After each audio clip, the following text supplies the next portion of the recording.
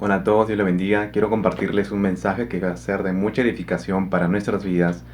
Si tú has luchado para entender por qué una persona que ha hecho una decisión por Cristo no tiene ningún deseo de las cosas de Dios, o por qué tantos miembros de una iglesia muestran poco o ninguna evidencia de su fe, ¿existe alguna explicación? Y eso quiero compartirte en este video. Aun cuando el concepto de conversiones falsas pudiera ser nuevo para nosotros, el problema de los falsos convertidos ha existido desde los inicios de la iglesia, y de hecho es un tema del que Jesús habló con frecuencia.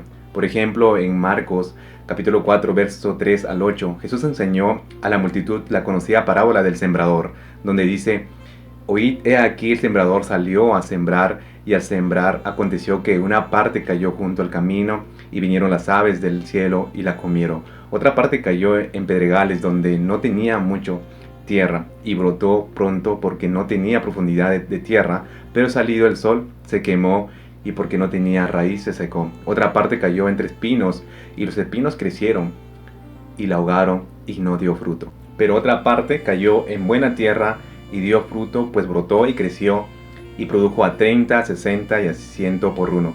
Cuando Jesús le relató a sus discípulos la parábola del sembrador, no entendieron lo que significaba. Cuando le preguntaron al respecto más tarde, les dijo: ¿No sabéis esta parábola? ¿Cómo pues entenderéis todas las parábolas? En otras palabras, si ellos pudieron haber comprendido la parábola del sembrador, tendrían en sus manos la llave para abrir los misterios de todas las parábolas.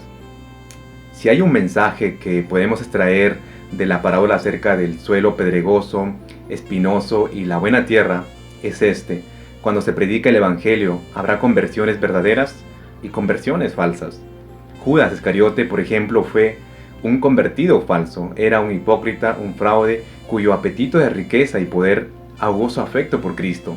En los términos de la parábola podríamos o diríamos que era un oyente del tipo de los que cayeron entre espinos, a quienes los afanes de este siglo y el engaño de las riquezas y las codicias de otras cosas entran y ahogan la palabra y se hace infructuosa. Judas no tenía idea de quién era Jesús. En realidad, cuando una mujer ungió a Jesús con un costoso perfume en un acto sacrificado de adoración, Judas se quejó de que el perfume se debía haber vendido para dar el dinero a los pobres. Para Judas, Jesús de Nazaret no valía tanta extravagancia, solo valía unas 30 piezas de plata. Además, la Biblia nos dice que Judas estaba mintiendo cuando dijo que le preocupaban los pobres. En realidad, era un ladrón con tanta carencia de un sano temor de Dios que estaba robando dinero de la bolsa. No obstante, según todas las apariencias externas, Judas era seguidor y discípulo de Cristo. Si uno comprende el principio de que los convertidos falsos y verdaderos se encontrarán uno al lado del otro en la iglesia, entonces las otras parábolas acerca del reino de Dios también tendrían sentido. Por ejemplo, el trigo y la cizaña, los peces buenos y los peces malos, las vírgenes prudentes y las vírgenes necias. Si tomamos, por ejemplo, una de las parábolas de la red, dice: asimismo el reino de los cielos es semejante a una red que, echada en el mar, recoge toda clase de peces, y una vez llena la sacan a la orilla, y sentados recogen lo bueno en la cesta y lo malo echan fuera.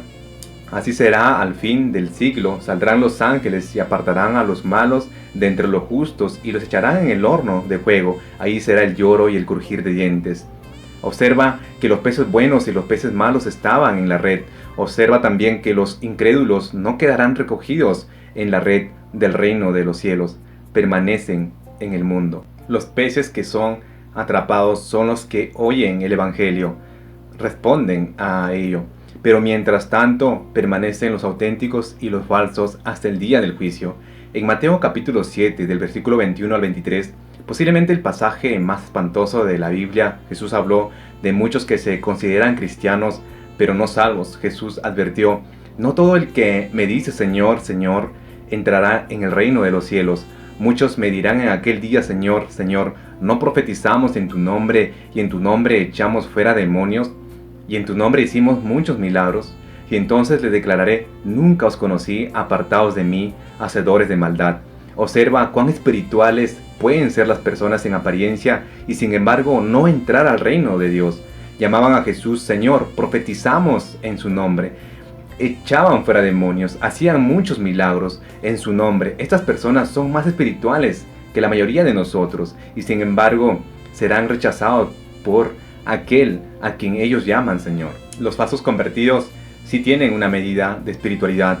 Judas definitivamente la tenía. Aparentemente había convencido a los otros discípulos que realmente se preocupaba por los pobres y parecía ser tan confiable que era el que se ocupaba del dinero. Cuando Jesús dijo, uno de vosotros me va a entregar, los discípulos no señalaron a Judas, más bien sospechaban de ellos mismos, preguntando, Señor, ¿seré yo? Por eso no es de extrañar que no todos permanecerán en el Evangelio. Cuando la vasta mayoría de convertidos se apartan, ¿será posible que algunos de los que tú has conducido al Señor estén entre los muchos que oirán a Jesús decir, apartaos de mí? Por mucho que nos horrorice pensar que estamos creando nuevos falsos convertidos, es probable que tú también estés conduciendo a las personas a falsas conversiones por medio de mensajes que le hace sentir bien a ellos. Nuestro llamado es predicar el Evangelio completo que nos lleve de rodillas a la cruz de Cristo. Quiero animarte con este mensaje, amigo y amiga, a que te enfoques a conocer más la palabra de Dios, a conocer el Evangelio que Dios nos ha dejado en este libro y que prediques conforme a lo que está escrito en esta palabra.